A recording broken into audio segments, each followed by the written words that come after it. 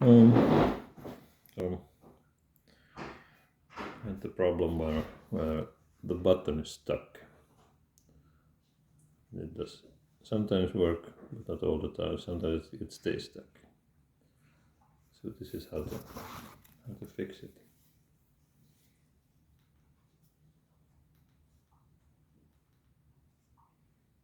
Lots of light. You can see that the button is a bit pushed in compared to the others. It stays in, it doesn't want to come out.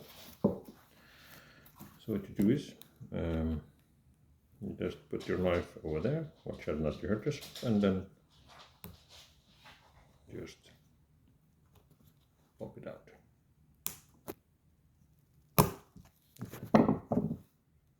Yeah, and then that's it. Button's out, and I can clean it, make it work correctly. Also clean the insides.